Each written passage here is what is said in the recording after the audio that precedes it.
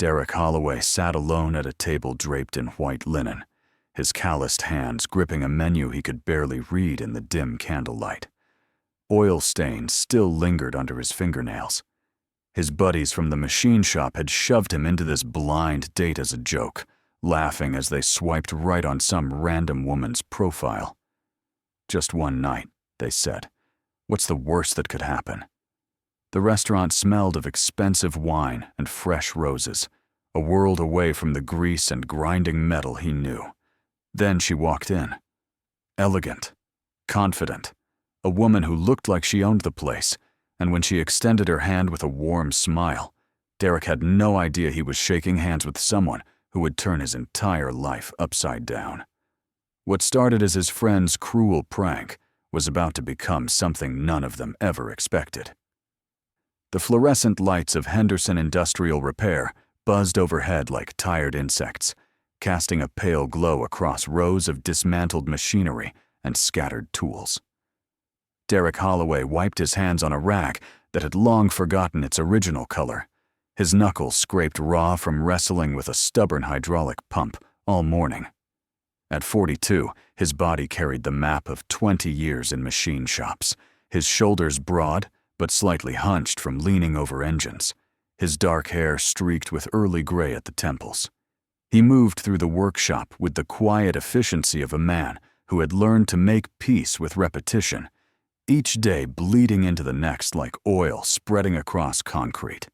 His workstation sat in the corner, near a grimy window that overlooked the parking lot. A small kingdom of organized chaos where wrenches hung in precise rows and spare parts filled labeled bins. But tucked beneath a stack of repair manuals, hidden from the casual glances of coworkers, lay a worn leather notebook with pages soft from constant handling.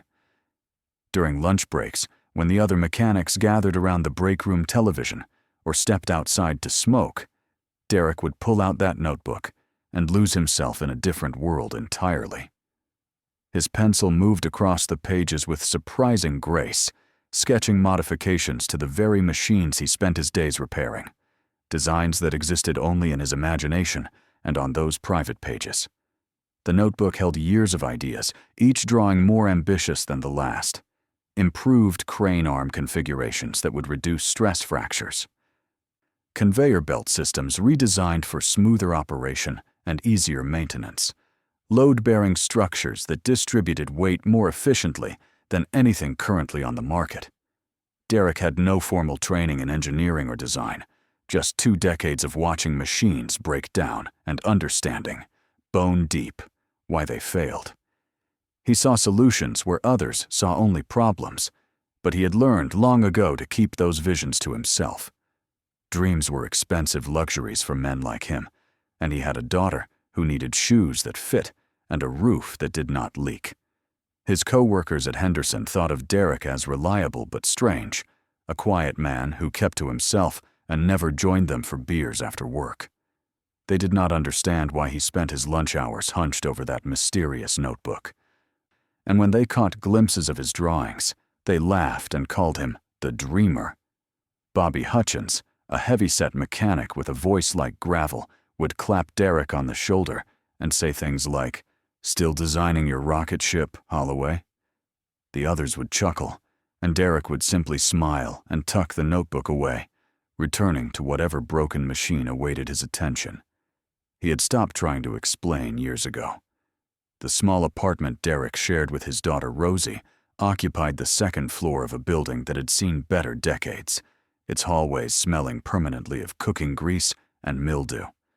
But he had made their 2 rooms into something close to a home, with Rosie's drawings taped to the refrigerator and a second-hand bookshelf stuffed with her favorite stories. Every evening, no matter how exhausted his body felt, Derek would help Rosie with her homework at the kitchen table, watching her 8-year-old brow furrow in concentration over math problems. She had her mother's eyes, wide and curious, and her mother's stubborn streak, too, though Laura had been gone for 6 years now, leaving Derek to figure out fatherhood alone. Rosie understood things that most children her age did not notice. She knew that her father's smile sometimes did not reach his eyes, that he counted coins at the grocery store when he thought she was not looking, that his boots had been resoled twice because new ones cost money they did not have.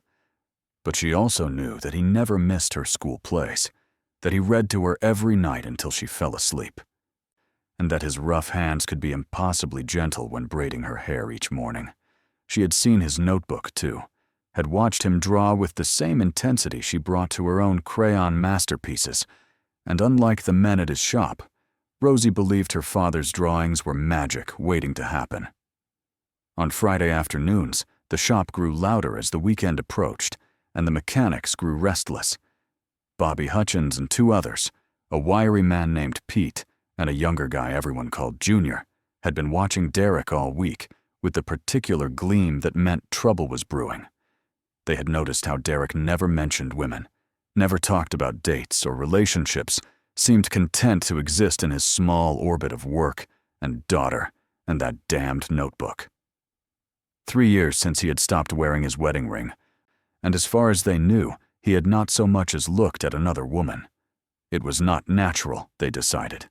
It was not healthy, and it was definitely not entertaining. The intervention happened during lunch break, the three of them cornering Derek at his workstation with the enthusiasm of boys planning a prank. Bobby had his phone out, already pulling up a dating app that glowed with the promise of connection and the threat of awkwardness. "Listen here, Holloway," Bobby announced, his voice carrying across the shop floor. "We've decided you need to get back in the game, and before you say no, we've already made you a profile." Pete and Junior grinned like accomplices, and Derek felt his stomach sink as Bobby turned the phone to show him a photo they had apparently taken without his knowledge.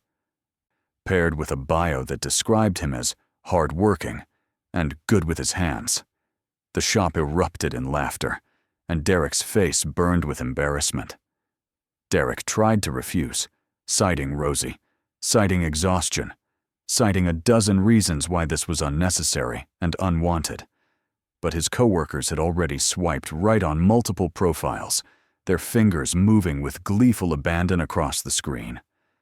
"Just one date," Bobby insisted, his tone shifting from teasing to something almost sincere. "Look, man, Rosie needs to see her old man happy. Kids notice these things." The words struck somewhere Derek had not expected, a vulnerable place he kept carefully guarded.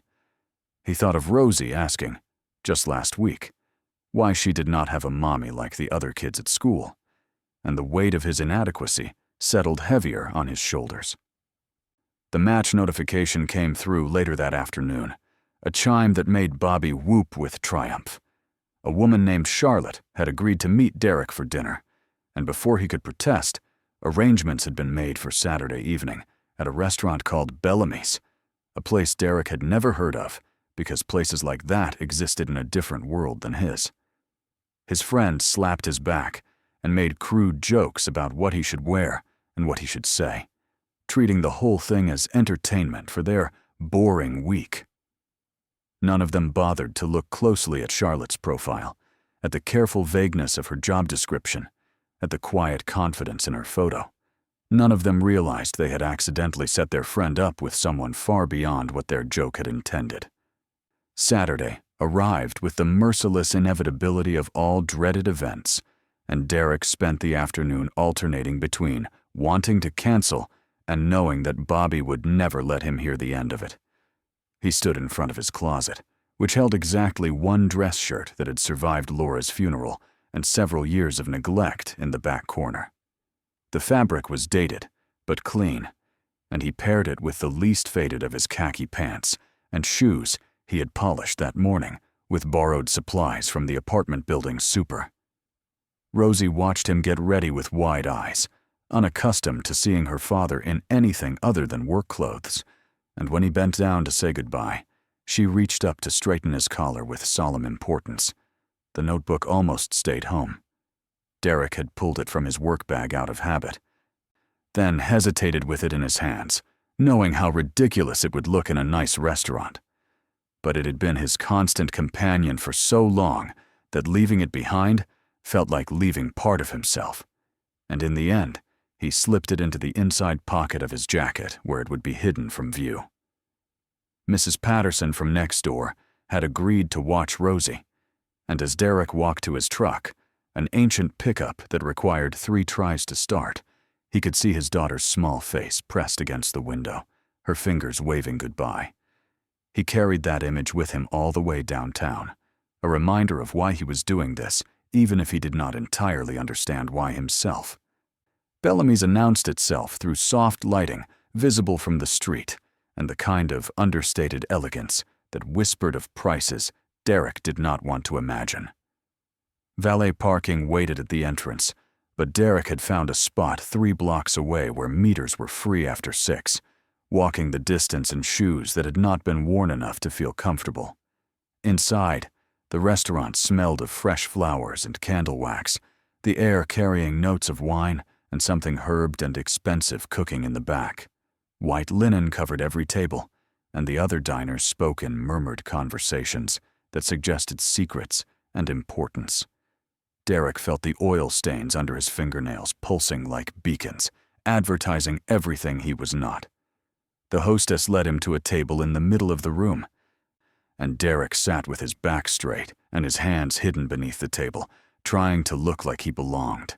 Minutes stretched like hours as he watched the door, half hoping his date would not show, half dreading the embarrassment of being stood up in a place like this. The menu offered no prices, only French words he could not pronounce, and descriptions of dishes that seemed designed to intimidate. He was studying an appetizer section that might as well have been written in code when the air in the restaurant shifted, and he looked up to see her walking toward him. Charlotte Brennan moved through the room with the unconscious grace of someone who had long ago stopped noticing when others watched her. Her dark hair fell in waves past her shoulders, and her simple black dress somehow conveyed both professional authority and warmth. But it was her eyes that caught Derek, brown and sharp and curious, taking in the room while also seeing through the surfaces of things. She spotted him at the table and smiled, not the polished smile of someone playing a role, but a genuine expression that softened her entire face. When she reached the table and extended her hand, Derek rose quickly enough to bump the edge with his knee, rattling the silverware and confirming every fear he had about this evening. The first half-hour passed in a blur of small talk and careful navigation, both of them testing the waters of this strange situation. Charlotte asked questions with genuine interest, listening to his answers in a way that suggested she actually cared about the replies. Derek found himself talking about Rosie, about the satisfaction of fixing something that had been broken, about the small pleasures of a life that he usually described as simply getting by. He did not mention the notebook or the dreams it contained, keeping that part of himself safely hidden. Charlotte spoke less about herself, deflecting questions about her work with vague references to the construction industry, and steering the conversation back to him with skilled redirection. Dinner arrived in waves of small plates and elaborate presentations, each dish beautiful enough that Derek felt guilty disturbing them with his fork. The food tasted unlike anything from his usual rotation of frozen dinners and simple meals cooked for Rosie's picky palate, and Charlotte seemed amused by his honest reaction to flavors he could not name. As the evening progressed, Derek felt himself relaxing in increments, the conversation flowing more easily as they discovered shared opinions about movies and mutual bewilderment at modern technology. Charlotte laughed at his joke about smartphones being smarter than their users, a real laugh that made nearby diners glance over, and Derek realized with surprise that he was actually enjoying himself. The notebook made its escape during a moment of carelessness, slipping from his jacket pocket when Derek reached across to accept the dessert menu. It landed on the white tablecloth with a soft thump, its worn leather cover and frayed edges impossible to miss against the pristine linen. Derek lunged for it immediately, heat flooding his face, but Charlotte had already picked it up with curious fingers. "What's this?" she asked, and before Derek could manufacture a convincing lie, she had opened to a random page and gone still. Her eyes moved across the sketch there, a redesign of a support structure he had been working on for months, and her expression shifted into something Derek could not read. Charlotte turned the pages slowly, her silence growing heavier with each drawing she examined. Derek sat paralyzed, waiting for the laughter that always came, the dismissive jokes about rocket ships and dreamers that had taught him to keep this part of himself hidden. But Charlotte was not laughing. Her brow had furrowed in concentration, and she was studying his sketches with an intensity that seemed disproportionate to what they were, just doodles from a mechanic with too much imagination. When she finally looked up, her eyes had changed. The polite interest of a first date replaced with something sharper and more calculating. "Who taught you to draw like this?" she asked, and her voice carried a weight that made Derek's pulse quicken. He explained haltingly, the words feeling inadequate, how he had learned by watching machines fail and imagining how they could be better. No formal training, no engineering degree, just 20 years of intimate knowledge gained through grease and repetition. Charlotte listened without interrupting, her fingers still resting on the open notebook, and when he finished, she was quiet for a long moment.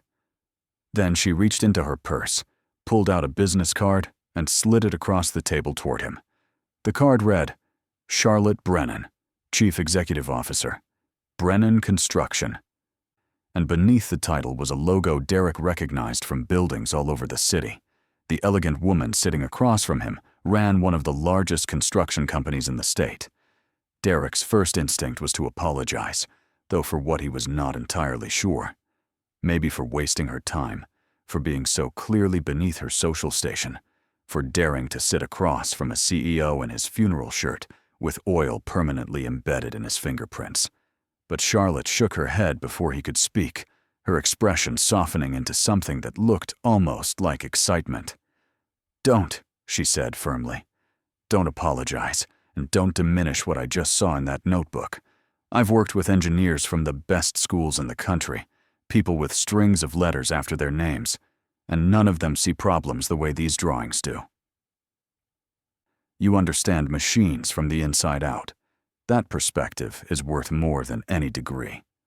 The rest of dinner passed in a conversation that felt more like an interview than a date, Charlotte asking detailed questions about his designs, while Derek struggled to articulate concepts he had never put into formal words. She wanted to know about load distribution and stress points, about the practical considerations that no textbook ever taught, about the gap between how machines were designed and how they actually behaved in the field. Derek found himself speaking more freely than he had in years, describing his ideas to someone who not only understood, but seemed genuinely impressed.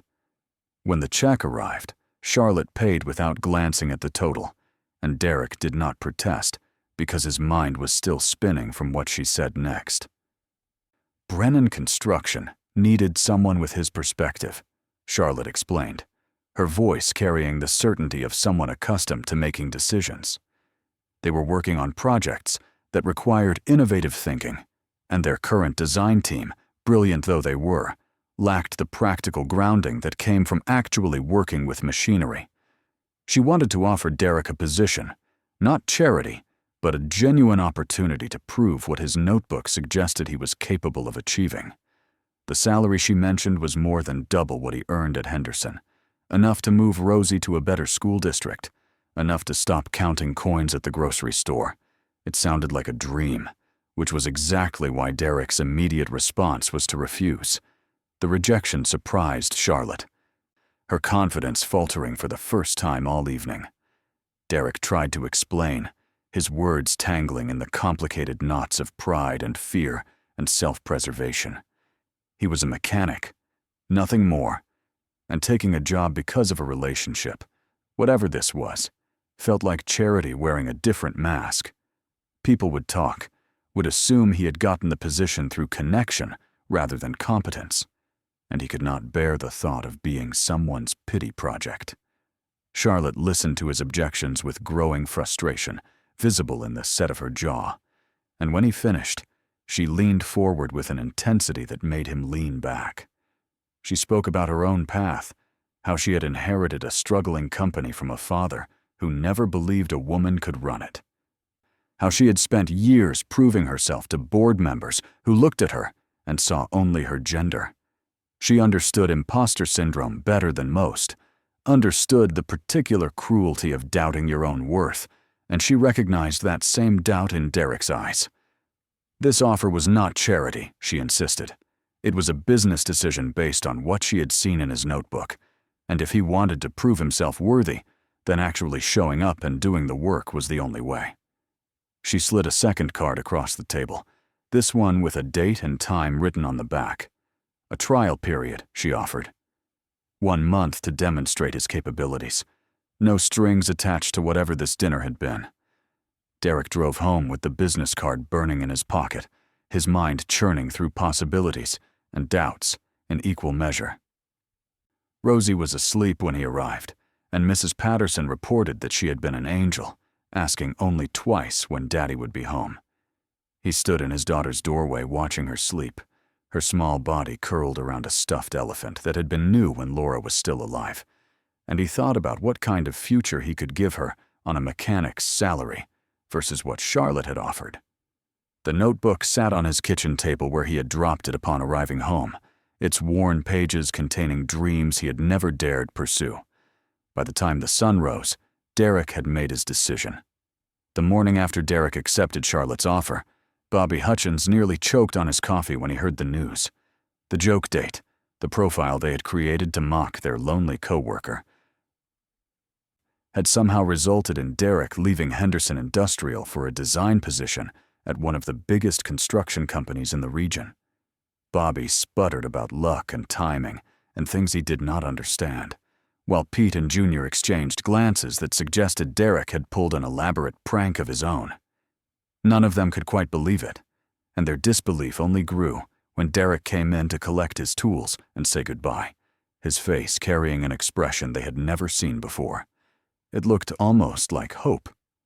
The headquarters of Brennan Construction occupied a gleaming tower downtown, all glass and steel, rising 15 stories above streets Derek had only ever driven through on his way to somewhere else. He arrived on his first day in new clothes purchased with the last of his savings. A button-down shirt and slacks that felt like a costume. The notebook tucked into a messenger bag Rosie had helped him pick out. The lobby featured polished floors and a security desk and an elevator bank that seemed designed to intimidate.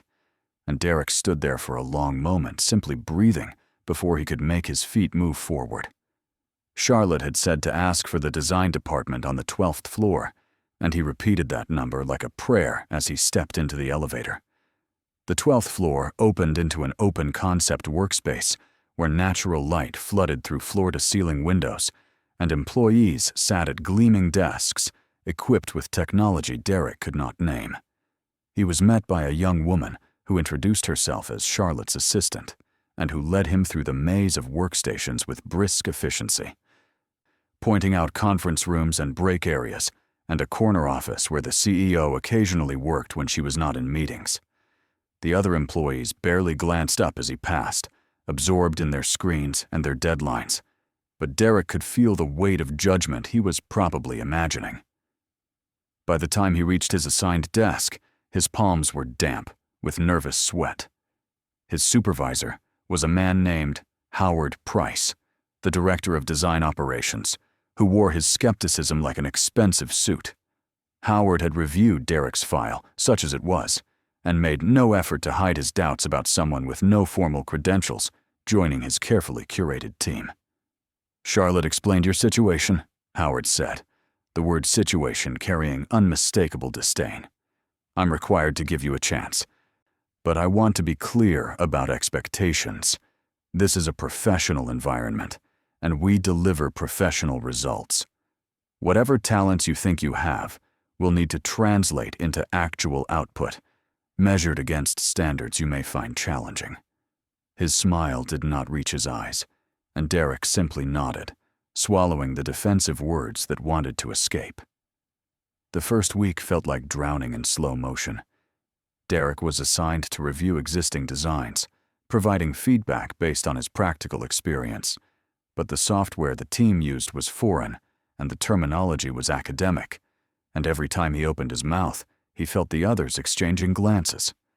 Howard scheduled daily check-ins that felt more like interrogations, asking detailed questions about Derek's progress, while barely concealing his hope for failure. The other designers, most of them young with advanced degrees and professional certifications, treated Derek with polite distance when they acknowledged him at all. He ate lunch alone at his desk, studying manuals and watching tutorial videos, trying to translate the knowledge in his bones into language these people would accept. Charlotte appeared occasionally, walking through the design floor with the confidence of ownership, and she always paused at Derek's desk to ask how he was settling in. Howard hovered nearby during these visits, his expression carefully neutral, and Derek gave positive answers that both of them knew were not entirely true. But Charlotte's presence reminded him why he was enduring this discomfort, and sometimes, late at night after Rosie was asleep, he would pull out his notebook and flip through the old sketches, reminding himself that he had something valuable to offer, even if no one else could see it yet. The notebook had become a talisman, proof that his ideas existed independent of anyone's approval. The project that would change everything arrived in week 3, a massive infrastructure contract that had been in negotiation for months. Brennan Construction had won the bid to design and build a new industrial complex on the outskirts of the city, a project worth tens of millions of dollars and featuring tight deadlines that had the entire design team working extended hours. Derek was assigned to a support role, reviewing specifications and flagging potential issues, work that felt like busy assignments designed to keep him out of the way. He threw himself into the task anyway, studying the plans until his eyes ached. And it was during one of those late nights that he noticed something the others had missed. The load-bearing calculations for the main warehouse structure contained an error, a subtle flaw in how weight distribution had been modeled that would not cause immediate problems, but would lead to stress fractures within years of completion. Derek recognized the issue instantly because he had seen its consequences 100 times in the machines he repaired, metal fatigue from loads bearing in ways designers had not anticipated. He checked his findings 3 times, then 4, before approaching Howard with his concerns. The director listened with visible impatience, then dismissed Derek's analysis as the worries of someone who did not understand modern engineering principles. The software had checked the calculations automatically. There was no error, but the doubt would not leave Derek alone. He spent nights at his kitchen table, working through the math by hand on sheets of paper that filled his small apartment, and every approach confirmed what his instincts had recognized immediately. The design was flawed, and if built as planned, the warehouse would begin to fail within a decade, potentially catastrophically. He tried once more to raise the issue with Howard, bringing his handwritten calculations as evidence, and was told firmly that questioning the team's competence was not part of his job description. The message was clear: know your place. Derek returned to his desk and stared at his screen, feeling the weight of a choice he had not expected to face so soon. The board of directors met monthly, and Charlotte had mentioned in passing that the industrial complex project would be discussed at the upcoming session. Derek spent 2 days wrestling with what to do, knowing that going over Howard's head could end his career at Brennan before it truly started, knowing equally that staying silent could result in buildings that hurt people. He thought about Rosie, about the example he wanted to set for her, about the man he saw when he looked in the mirror. On the morning of the board meeting, he asked Charlotte's assistant for 5 minutes with the CIO, and when Charlotte looked up from her desk to see him standing in her doorway, her expression suggested she already knew something important was about to happen. Derek laid out his concerns in the plainest language he could manage, spreading his handwritten calculations across Charlotte's desk alongside the official design documents. He showed her where the model had made assumptions that real-world conditions would not support, where theoretical loads differed from practical stresses, where the gap between design and reality would eventually become dangerous. Charlotte listened without interrupting, her eyes moving between his papers and his face, and when he finished, she was silent for a long moment. Then she picked up her phone and asked her assistant to delay the board meeting by 1 hour. "Show me again," she said to Derek, and this time he walked her through every step, answering her questions until the logic was undeniable. The board meeting that afternoon did not go as Howard had planned. Charlotte presented Derek's findings alongside the original design, walking the directors through the error with the help of visual aids hastily prepared by her assistant. Howard sat rigid in his chair, his face cycling through colors as his work was dissected, while Derek stood in the back of the room, wishing he could disappear into the wall. The board asked questions that Charlotte answered with Derek's analysis, and by the end of the presentation, the consensus was clear. The design needed to be revised before construction could proceed. The project would be delayed, but the alternative was unacceptable. Several directors turned to look at Derek, their expressions carrying a mix of gratitude and surprise, as if they had just noticed someone they had previously overlooked. The weeks following the board meeting transformed Derek's position at Brennan Construction. Howard was not fired, but his authority had been quietly diminished, and the designers who had dismissed Derek now approached him with questions and a new respect that felt strange after years of being invisible. Charlotte assigned him to lead the redesign effort, working alongside the same engineers who had created the flawed original, and Derek found himself in meetings where his opinion actually mattered. He still struggled with the software, and the terminology still felt out of place among people with credentials he would never have. But the work itself, the actual problem-solving, that felt like coming home to a room he had not known existed. The revised design took shape over months of collaboration. Derek's practical insights merged with the team's technical expertise to create something better than either could have achieved alone. He learned to translate his intuitive understanding into language the engineers could use, while they taught him to express ideas in formats the industry required. The load-bearing structure that emerged from this process was elegant in ways Derek had never imagined, incorporating solutions from his old notebook alongside innovations the team developed together. When the final design received approval from both the board and the external inspectors, Derek stood in the conference room looking at plans that bore his fingerprints, and the feeling was unlike anything he had experienced since Rosie was born. Charlotte found him on the roof that evening, standing at the edge where the city spread out in patterns of light and shadow. She had developed a habit of checking on him after major milestones, as if she understood that he still struggled to believe any of this was real. They stood together in comfortable silence, watching traffic crawl along distant streets, before she spoke about her father and how he had dismissed her ideas for years before she proved him wrong. "The hardest part," she said, "is learning to see yourself the way others do. You spent so long being invisible that visibility feels like a mistake." Derek nodded, because she had captured something he could not have articulated himself, the persistent sense that he was getting away with something he did not deserve. His relationship with Charlotte had evolved in ways neither of them had planned, the professional distance of the early weeks softening into something more personal. They still did not call what they had by any particular name.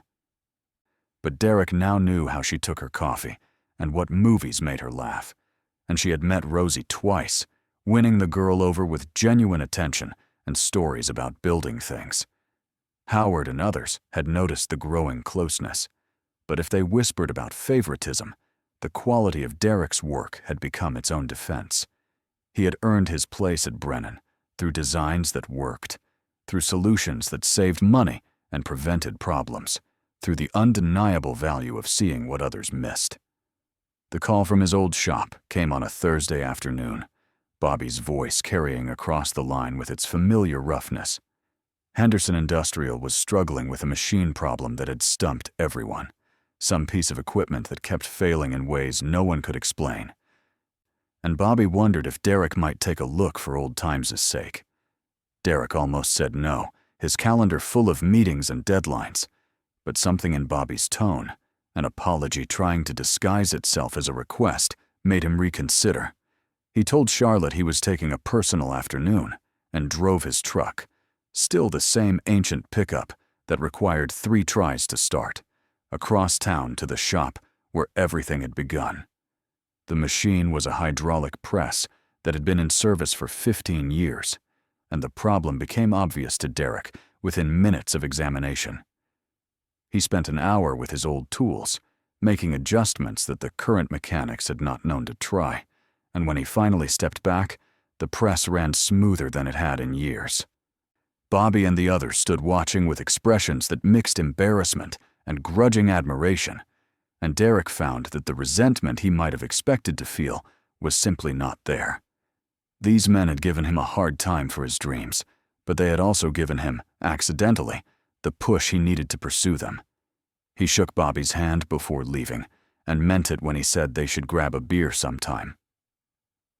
Rosie's school held a career day that spring, and Derek attended at his daughter's insistence, standing before a classroom of third graders to explain what a design engineer did. He brought simplified versions of his sketches, showed them pictures of buildings that had started as ideas on paper, and answered questions with a patience he had learned from years of explaining things to his daughter. When one child asked if he had always wanted to be an engineer, Derek hesitated before answering honestly. "No," he said.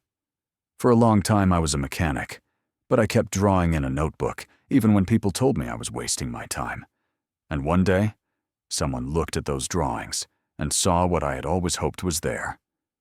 Rosie beamed from her seat in the front row, and Derek felt something in his chest that might have been a rival. The industrial complex opened 18 months after that first board meeting, its warehouse standing solid and true against the skyline. Derek attended the ribbon-cutting ceremony with Charlotte at his side, both of them dressed in the professional attire that still felt slightly foreign to him despite months of practice. The building represented more than steel and concrete.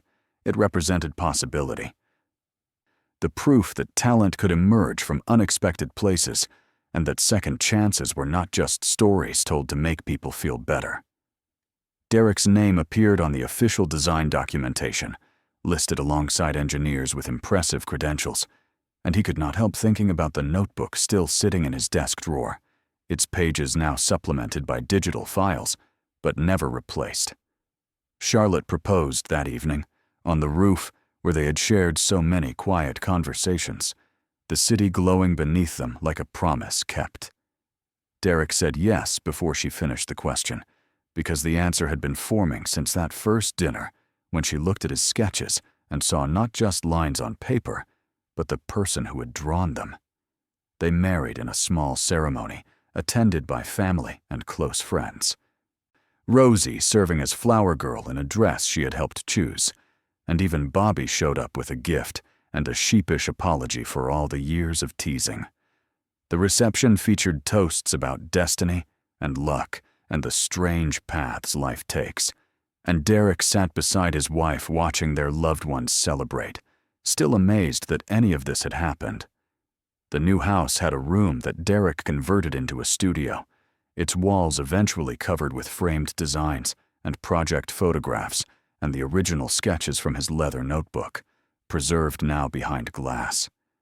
He still drew by hand sometimes, late at night, when ideas refused to translate directly into software, and the habit had become something he shared with Rosie, teaching her to see problems and imagine solutions. She showed an aptitude that might have been inherited or might have been learned through years of watching her father, and she kept her own notebook now, filled with drawings of inventions that ranged from practical to wonderfully absurd. Derek never told her that her ideas were impossible, never called her a dreamer in the way the word had once been used against him.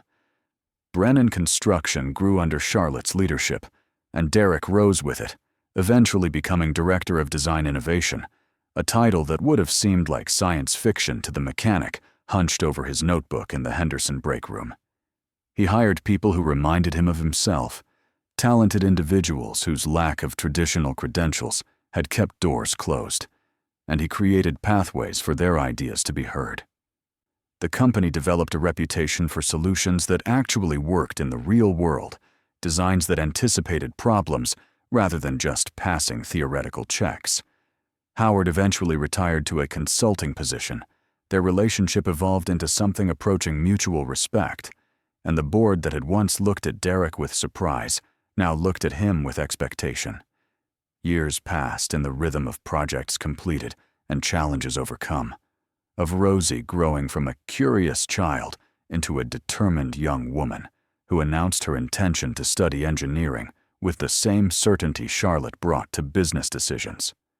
Derek attended her high school graduation with tears he did not try to hide, remembering the 8-year-old who had waved from the apartment window on the night of a joke date that changed everything. His friends from the old shop sent a card signed by everyone who still worked there, and Derek displayed it on his desk alongside family photographs and a small framed sketch, the first design that Charlotte had seen when his notebook fell from his jacket pocket, at a restaurant neither of them had chosen. Some nights, when the house was quiet and Charlotte was reviewing documents in her office, Derek would sit in his studio and flip through that original notebook, its pages now fragile with age and handling. The sketches looked primitive compared to what he could produce now. Rough ideas, lacking the refinement he had learned through years of professional practice. But they remained precious because they represented the moment before everything changed. Each drawing was an act of faith, a belief that his ideas mattered even when no one else agreed, and that faith had eventually found its reward in ways he never could have predicted. He had been invisible for so long that visibility still sometimes surprised him, but he had learned to trust it, to accept that the person others saw was actually who he was. The last page of the notebook held a sketch Derek had added after everything else, a drawing of his family standing in front of the industrial complex that had proven his worth. Charlotte, Rosie, and himself, rendered in the same simple lines he had always used, but positioned now against something real rather than imagined. Beneath the drawing, in handwriting that had not changed much over the years, he had written a single sentence. "Sometimes the joke's on nobody." It was the closest Derek could come to summarizing what had happened, how a prank meant to mock his loneliness had accidentally unlocked a future he had stopped believing was possible. His friends had set him up for embarrassment and instead set him free. Rosie found that page years later, after Derek was gone, and she was sorting through his belongings with her own children watching. She explained to them about their grandfather, the mechanic who became a designer, the dreamer who had been right all along. The notebook went into a display case she had built herself, positioned in her own studio, where she worked on projects that would have astonished her father. And sometimes, when problems seemed unsolvable, she would look at those old sketches and remember that solutions could come from anywhere if you knew how to see them. The lesson Derek had taught her, the one he had learned himself through years of struggle and doubt, was simple enough to fit in any notebook. Your worth is not determined by what others expect, but by what you refuse to stop believing. And in the end, that was the story Derek Holloway left behind, not one of luck or coincidence, but of persistence and grace, of a man who kept drawing even when drawing seemed pointless, who said yes to a date he did not want and found a life he never expected. The buildings he designed still stand across the city, solid evidence that talent does not require permission, and somewhere in a machine shop on the industrial side of town, another mechanic is probably hunched over a notebook during lunch break, sketching solutions that no one takes seriously. Maybe someday, someone will look at those drawings and see what Derek's friends never imagined. Maybe someday the joke will be on nobody all over again. These things happen more often than we think if we remember to pay attention, if we remember to look.